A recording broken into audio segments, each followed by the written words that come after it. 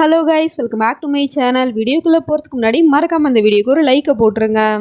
Last பார்ட்டில் நம்ம சகர் வந்துட்டா இந்த நீலாம்பரியும் காலடி தரத்தை வச்சு தான் கண்டுபிடிச்சேன் அப்படிங்கிற மாதிரி சொன்னதும் சகரும் சொல்கிறான், நான் தான் செப்பலே போடலை, அப்படி எப்படி நான் நடந்து வந்த சத்தம் உங்களுக்கு கேட்டிருக்கோம், ஏன்னா நான் வந்ததை நீங்கள் உங்கள் கண்ணால் பார்த்துருக்கீங்க, உங்களுக்கு நல்லாவே கண்ணு தெரியும் அப்படிங்கிற மாதிரி சொல்லிட்டு இந்த உண்மையை வேற சொல்லிடுறா. இதை கேட்டது நம்ம அகிலுக்கு பயங்கரமான ஷாக்கிங்காக இருக்குது. இங்கே பாருங்கள் அகில், நான் சொல்கிறது எல்லாமே உண்மை தான். நீங்கள் உங்கள் மனைவி சொல்கிறத நம்பலனாலும் பரவாயில்ல, அட்லீஸ்ட் நான் சொல்கிறதையாவது நீங்கள் நம்புங்க. ஏன்னா சனம் சொன்ன மாதிரி நான் உங்கள் கூட கொஞ்ச நாள் வாழ்ந்திருக்கேங்கிறது தான் உண்மை. நீங்களே யோசிச்சு பாருங்க, கோஹினூர் பார்ட்டிலேருந்து வந்ததுலேருந்து சனமோட பிஹேவியர்லாம் சேஞ்சிங் தெரிஞ்சிச்சுல. ஏன்னா அங்கே இருந்தது சனமே கிடையாது, உங்கள் கூட நான் தான் சனமாக வாழ்ந்துட்டு இருந்தேன். நான் பணத்துக்காக தான் உங்கள் வீட்டுக்கு வந்து உங்கள் மனைவியாக நடிக்க வேண்டியதாகிடுச்சு. என்ன அந்த மாதிரி நடிக்க சொன்னதே அந்த ரசியா தான். அது மட்டும் இல்லாமல் அப்போ எனக்கு தெரியாது எனக்கு ஒரு அக்கா இருக்கா, அவளோட வாழ்க்கையை தான் நான் வாழ போகிறேங்கிற உண்மைலாம் அப்போ எனக்கு தெரியாது. அதுக்கப்புறமா தான் எனக்கு அந்த உண்மைலாம் தெரிய வந்துச்சு. ப்ளீஸ் நான் சொல்கிறத நம்புங்க, நீங்கள் ஒரு தடவை பேஸ்மெண்ட்டுக்கு வந்து பாருங்கள், அதான் அக்கா சொல்கிறாள் அப்படிங்கிற மாதிரி சொன்னதும் இவ இப்படிலாம் சொல்கிறத கேட்டுட்டு நம்ம ஆகிலுக்கு ஒன்றுமே புரியல. அந்த நீலாம்பரி ஆகில் கிட்ட, எதுக்காகப்பா நீ இவ சொல்கிறதெல்லாம் கேட்டுட்டு இருக்க, இவ சொல்கிறதெல்லாம் வச்சு உன் அம்மா ஒரு கொலகாரின்னு நீயும் நம்புறியாப்பா, உன்னோட அம்மா உனக்காக நான் என்னெல்லாம் பண்ணியிருக்கேன் அப்படிங்கிற மாதிரி சொல்லிட்டு கேட்டால் டக்குன்னு ஆகிலும் சொல்லிடுறான்,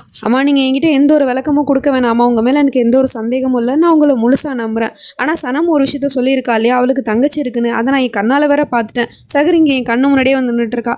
ஒரு தடவை போயிட்டு நான் பேஸ்மெண்ட்டில் போய் பார்த்துட்டு வந்தால் தான் அவளுக்கு நான் ப்ரூவ் பண்ண முடியும். அப்படிலாம் எதுவுமே இல்லை அப்படிங்கிறது. ஏன்னா அவள் சொல்கிறா என்னோட அப்பா உயிரோட இருக்காரு அப்படின்னு சொல்லிட்டு.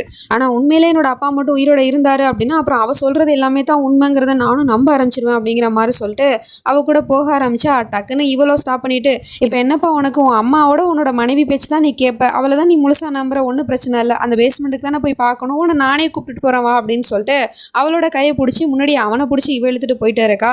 அந்த பேஸ்மெண்ட் இருக்கிற ரூமு பக்கம் வந்த உடனே ஆகில பிடிச்சி அந்த ரூமுக்குள்ளே தள்ளி விட்டுட்டு டக்குன்னு கதவை சாத்திடுறா. அவளுங்க ரெண்டு பேரையும் வெளியே விட்டுட்டு நம்ம ஆகிலுக்கு ஒண்ணுமே புரியல. டக்குன்னு அவன் நிமிந்து பார்க்கும் போது இவன் என்னடா ஆனா கண்ணை காமிச்சிட்டு அப்படியே எய்ம் பண்ணிக்கிட்டே இருக்கா ஆகில நோக்கி. அவனுக்கா ஒண்ணுமே புரியல. அப்ப அவங்க சொல்றது எல்லாமே உண்மைத்தானாங்கிற மாதிரி பார்த்துட்டு இருக்கான், ரொம்பவே கண் கலங்கிக்கிட்டு. பணத்துக்காக நீங்க என்ன வேணா பண்ணுவீங்களாமா, நீங்க கேட்டா நான் என் உயிரே கொடுத்துருப்பேனே, அப்படி இருக்கும்போது நான் சொத்தை கொடுக்க மாட்டேனா, ஆனா நீங்க இந்த மாதிரி பண்ணுவீங்க நான் கொஞ்சம் கூட எதிர்பார்க்கலாமா அப்படிங்கிற மாதிரி சொல்லிட்டு இவன் ரொம்ப எமோஷனல் ஆயிட்டு அப்படியே அம்மாவை பார்த்து பேசிட்டு இருந்தா. டக்குன்னு அங்கே ஒரு குரல் கேட்குது, என்னோட பையனை விட்டுரு, அவனை எதுவும் பண்ணிடாத அப்படின்னு சொல்லிட்டு. திரும்பி பார்த்தவனுக்கு பயங்கரமான ஷாக்கு. ஏன்னா அப்பா இங்கே உயிரோட உட்காந்துருக்காரு. அதை பார்த்த உடனே இவன் மனசு உடஞ்சு போயிடுறான். அப்படின்னா சின்ன வயசுல அந்த கண்ணை காமிச்சு உன்னோட அப்பாவை நீ கொன்னுட்டியாப்பா அப்படின்னு சொல்லிட்டு அந்த பழியை இவ ஏற்றுக்கிட்டு ஜெயிலுக்கு போனதும் பொய் அப்படிங்கிற அந்த உண்மையுமே தெரிஞ்சு போச்சு. இவனால் அதெல்லாம் ஏற்றுக்கவே முடியல, அம்மாக்காரி இவ்வளோ மோசமாக இருப்பா அப்படின்னு சொல்லிட்டு. இந்த பக்கம் விலங்க ரெண்டு பேரும் கதவை துறன்னு சொல்லிட்டு கத்திட்டு இருக்காளுங்க. அப்போ பார்த்தா கீழே ஒரு மொபைல் கிடக்கு, அது அந்த நீலாம்பரியோட மொபைல் தான் போல. அதை எடுத்த உடனே போலீஸ்க்கு கால் பண்ணி இன்ஃபார்ம் பண்ணிடலாம் அப்படிங்கிற மாதிரி சொல்லிட்டு இவங்க வந்து ட்ரை பண்ண பார்க்குறாங்க. பட் ஃபோன் வந்து வேலை செய்யலை. இப்போ என்ன பண்ணுறது சகர், எப்படி இவங்களை காப்பாற்றுறது, போலீஸ்க்கு எப்படி நம்ம கால் பண்ணுறது, ஃபோன் வேறு வேலை செய்யலையே அப்படின்னு சொன்னால் ஃபோன் வேலை செய்யலைங்கிறது நமக்கு தானே தெரியும், அந்த நீலாம்பரிக்கு தெரியாதுல்ல அப்படிங்கிற மாதிரி இவளும் சொல்லிட்டு இருக்கா. அதுக்குள்ளே இங்கே இவங்க ரெண்டு பேரையும் வந்து பிடிச்சி இவ கட்டி போட்டு வச்சுட்டு இருப்பா போல. ஆகிலுக்கு அவனால் அதை ஏற்றுக்கவே முடியல. அவன் கேட்குறான், அம்மா என்னோட பலமே நீங்கள் தானம்மா, அப்படி இருக்கும்போது எதுக்காகம்மா இப்படி ஒரு காரியத்தை பண்ணீங்க, அப்படின்னா நீங்கள் என் மேலே வச்சு அந்த பாசம் அன்பு அது எல்லாமே பொய்யா அப்படின்னு கேட்டால் அப்பாவும் சொல்கிறாரு, என்னது பாசமா அன்பா, இவளா ஒன்று நேசிச்சிருப்பா, இவ யாரையுமே நேசிக்க மாட்டா, இவளுக்கு பணம் தான் பிடிக்கும், அந்த பணத்துக்காக இவ சொந்த பையனே கொள்ளுவா, அந்த அளவுக்கு மோசமான ஒரு கொலகாரி தான் இவ அப்படிங்கிற மாதிரி சொன்னதும் டக்குன்னு இவளுக்கு கோவம் வந்துடுது. வாய மூடு, என்னோட பையனை பற்றி பேசுறதுக்கு உங்களுக்கு எந்த ஒரு உரிமையும் கிடையாது, இப்போ உங்கள் சாவு உங்கள் கண்ணு முன்னாடி இருக்கு, ஆனால் யார் முதல்ல சாக போகிறாங்கங்கிறது தான் கேள்வியே. அப்பா சாகிறத பையன் பார்ப்பான், பையன் சாகிறத அப்பா பார்ப்பான், என்ன ஒரு அற்புதமான காட்சி அப்படிங்கிற மாதிரி சொல்லிட்டு பேசிட்டு இருக்கும் போதே அந்த பக்கம் நம்ம சனமும் சொல்கிறா, ஆகில விட்டு உன்னோட ஃபோன் என்கிட்ட தான் இருக்குது, இப்போவே நான் போலீஸ்க்கு கால் பண்ண போகிறேன் அப்படிங்கிற மாதிரி சொல்லிட்டு கத்தவும் அப்போ தான் இவளுக்கு ஒரு விஷயம் ஞாபகத்துக்கு வந்துட்டு போகுது. அவள் அப்படி கீழே தள்ளிவிட போகும்போது ஆகில அப்போ தான் அந்த ஃபோனை அங்கே மிஸ் பண்ணியிருப்பா. உன்னோட பொண்டாட்டி இருக்காளே, அவளால் தான் இவ்வளோ பிரச்சனையுமே, ஃபஸ்ட்டு நான் அவள் கதையை முடிச்சுட்டு வரேன், அதுக்குள்ளே நீங்கள் ரெண்டு பேரும் யோசிச்சு வைங்க யார் முதல்ல சாகலாம் அப்படிங்கிற மாதிரி சொல்லிட்டு அவள் இங்கேருந்து போயிடுறா. வெளியே வந்து கண்ணை காமிச்சு, எங்கடி போனீங்க நீங்கள் ரெண்டு பேரும், என்ன கண்ணாமிச்சு விளாண்டுட்டு இருக்கீங்களா, மரியாதை ரெண்டு பேரும் முன்னாடி வாங்க அப்படிங்கிற மாதிரி சொல்லிட்டு இவ வந்து அப்படியே தேடிக்கிட்டு பார்த்துட்டு இருக்கா. பார்த்தா அவங்க ரெண்டு பேருமே ஒரு பக்கமாக ஒளிஞ்சிட்டு இருக்காங்க போல. கொஞ்ச நேரம் அவளுக்கு வந்து ஆட்டம் காட்டுற மாதிரி அங்கேயும் எங்கேயும் ஓடி காமிச்சிட்டு இருக்காங்க. அப்போ வந்து டக்குன்னு இவ ஷூட் பண்ணுறா. அந்த சவுண்டு நம்ம ஆகிலுக்குமே கேட்டுருது. அப்பா கன் சவுண்டு கேட்குதுப்பா, சனமா அவங்க கொண்டுட்டாங்க போல அப்படிங்கிற மாதிரி சொல்லிட்டு இவன் எப்படியாவது இங்கேருந்து தப்பிச்சாகணும் அப்படின்னு சொல்லிட்டு சேரில் இருக்கிற கயிறை வந்துட்டு நல்லா அப்படியே ப்ரெஸ் பண்ணி அப்படியே இழுத்துக்கிட்டு இருக்கான் பலத்தை கொண்டு. அதுக்கப்புறம் அந்த கயிறுமே அப்படியே அருந்து போயிடுது. அதுக்கப்புறம் அவனும் இந்த சேர்லேருந்து எழுந்திரிச்சிட்டு அப்பாவையும் காப்பாற்றிடுறான் கைத்தெல்லாம் அவுத்து விட்டு. அதுக்கப்புறம் இங்கே இவ தேடி வந்துட்டு இருந்தா இல்லையா, அதில் பார்த்தா நம்ம சகர் இந்த பக்கமாக போகிறத கண்ணாடியில் பார்த்துட்டா போல. டக்குன்னு அவன் முன்னாடி போய் நின்றுக்கிட்டு கண்ணை காமிச்சு எய்ம் பண்ணிக்கிட்டே இருக்கா. நீ தான் ஃபஸ்ட்டு சாக போகிற அப்படின்னு சொல்லிட்டு டக்குன்னு ஷூட் பண்ணிடுறா. அவள் உடம்புலையும் புல்லட்டு பட்டுருச்சு போல. அவளை அடுத்த செகண்டே அப்படியே மயங்கி விழுந்துடுறா. ஒருத்தியோட கதை முடிஞ்சிருச்சு, இன்னொருத்தி எங்க அப்படின்னு சொல்லிட்டு தேடி வந்து பார்த்துட்டு இருக்கா. அதுக்குள்ள நம்ம சனமும் போயிட்டு அகில் நீங்க நல்லா இருக்கீங்க தானே அப்படின்னு கேட்டா எனக்கு ஒன்றும் ஆகலை சனம், ஆனால் கன் சவுண்டு கேட்டுச்சே நீயும் சேகரும் நல்லா தானே இருக்கீங்க அப்படின்னு கேட்டா எங்களுக்கு எதுவும் ஆகலை அப்படிங்கிற மாதிரி சொல்லிட்டு இருக்கா.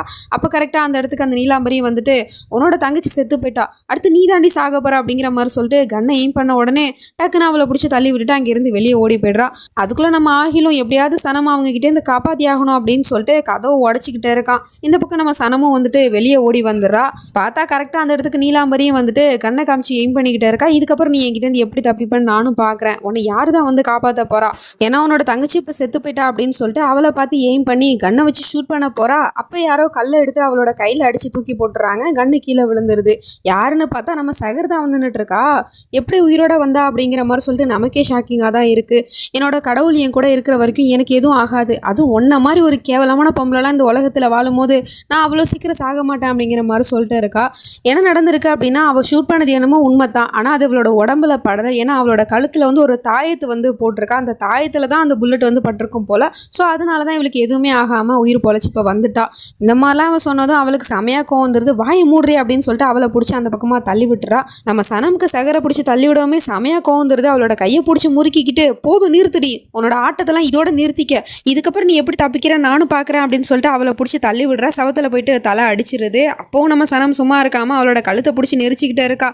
ஒருத்தினால எத்தனை பேரோட உயிர் போயிருக்கு, நீ இது வரைக்கும் எத்தனை உயிரை வந்து கொண்டு கூச்சிருப்ப, எல்லாத்துக்கும் காரணம் அந்த பணம் தானே, பணத்துக்காக தான் நீ இத்தனை பேரை கொன்ன, ஆனால் ஒன்று நான் கொண்டிருக்கணும், ஒன்று நான் அப்பவே கொண்டிருந்தேன்னு வச்சுக்கேன் இந்த அளவுக்கு ஆட்டம் போட்டிருக்க மாட்டேன், பரவாயில்ல இன்னைக்கு நீ சாக போற, அதுவும் ஏன் கையால அப்படிங்கிற மாதிரி சொல்லிட்டு கண்ணை காமிச்சு ஷூட் பண்றதுக்காக எய்ம் பண்ணிட்டே இருக்கா. அவ்வளோ என்ன பண்ற நீ, மரியாதையா கண்ணை கீழே போடுறி அப்படிங்கிற மாதிரி சொல்லிட்டு கத்திக்கிட்டு இருக்கா. முடியாது இன்னைக்கு நீ சாகத்தான் போற அப்படின்னு சொல்லிட்டு அவளை ஷூட் பண்ண போற நேரம் பார்த்து கரெக்டா ஆகில் வந்து அங்கே தடுத்துறான். ப்ளீஸ் என்னோட அம்மாவை எதுவும் பண்ணிடாத சனம், அவங்கள மன்னிச்சு விட்டுரு அப்படின்னு சொல்லிட்டு. எப்படி ஆகில் இந்த பொம்பளையை நான் மன்னிச்சு விடுறது, இவளால் தான் என்னோட அப்பா அம்மா என்னை விட்டு பிரிஞ்சாங்க, என்னோட அப்பா அம்மாவை கொலை பண்ண கொலைகாரி, அது மட்டும் இல்லாமல் இவ எத்தனை பேரை கொலை பண்ணியிருக்கா தெரியுமா, ரிஹானையும் கொலை பண்ணது இவ தான், உங்களோட அப்பாவை உங்ககிட்ட இருந்து பிரிச்சதும் இவ தான், நான் இவளை சாகடிக்க தான் போறேன், என்னை ப்ளீஸ் தடுக்காதீங்க அப்படின்னு சொன்னா.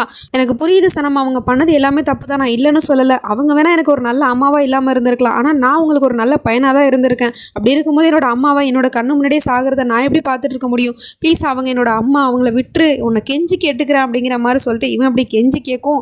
நம்ம சனமால என்ன தான் பண்ண முடியும். ஸோ அதனால ஆயிலுக்காக அவளை மன்னிச்சு விட்டுறா. அப்போ அந்த அப்பா வந்து சொல்லிட்டு இருக்காரு, உன்னோட பையன் உனக்கு உயிர் பிச்சை போட்டிருக்கான், இதுக்கப்புறமாவது நீ திருந்துற வழியை பாரு அப்படிங்கிற மாதிரி சொல்லிட்டு அவங்க எல்லாரும் கிளம்பி அங்கேருந்து போயிட்டு இருக்காங்க 4 பேருமா. அப்படி போகிறவங்கள இவன் என்ன பண்ணுறான்னா கையில் ஒரு தீப்பந்தத்தை கொளுத்தி வச்சுக்கிட்டு எனக்கு அவன் உயிர் பிச்சை போடுறானா, இது என்னோட கடைசி தாக்குதல், இதில் நீங்கள் அத்தனை பேரும் சாக போகிறீங்க, என்னோட கனவு ஜெயிக்க போகுது அப்படிங்கிற மாதிரி சொல்லிட்டு அங்கே இருக்கிற பீரங்கியில் போயிட்டு பற்ற வச்சிடறா. அதுவும் எரிஞ்சிக்கிட்டு இருக்கு. அவங்க 4 பேரையும் பார்த்து எய்ம் பண்ண மாதிரி தான் இருக்குது. மொத்த பேருமே க்ளோஸ் ஆகிடுவாங்க. இப்போ மட்டும் அதுலேருந்து குண்டு வெளியே வந்துச்சு அப்படின்னா. இப்போ பார்த்தா திடீர்னு காற்றடிச்சு அந்த பீரங்கி வந்து அந்த பக்கமும் இந்த பக்கமும் நகர்ந்துக்கிட்டு இருக்கு. என்ன நடக்குது அப்படிங்கிறது இவளுக்கு ஒன்றுமே புரியல. டக்குன்னு இந்த பக்கம் திரும்பி பார்த்தவளுக்கு பயங்கரமான ஷாக்கு. ஏன்னா அங்கே நம்ம ஜோயா தான் வந்து நின்றுட்டுருக்கா. ஆவியா, சனம் சேகரோட அம்மா. அவள் வந்து சொல்கிறா, எனக்கு தெரியும் நீ திருந்தவே மாட்டேன்னு, அவங்க உன்னை மன்னிச்சு விட்டாலும் நான் உன்னை மன்னிச்சு விடுறதா இல்லை அப்படிங்கிற மாதிரி சொல்லிட்டு அப்படியே மறைஞ்சு போய்ட்றா. அதுக்கப்புறம் என்ன ஆகுதுன்னா இந்த பீரங்கி அந்த பக்கமும் இந்த பக்கமும் நகர்ந்துட்டு இருந்துச்சுல்ல, அதில் எய்ம் இந்த பக்கமாக மாறி அங்கே இருக்கிற சவத்தில் போயிட்டு அந்த பீரங்கி குண்டு வந்து பாஞ்சு அதில் இருக்கிற கல் வந்து இவளோட தலையில் அடித்து அப்படியே அந்த இடத்துல மயங்கி விழுந்துடுறா. தலையில் நல்லா காயமாயிடுச்சு. அந்த சவுண்டு கேட்ட உடனே அம்மா அப்படின்னு சொல்லிட்டு ஆகில் ஓடி வந்து பார்க்குறான்.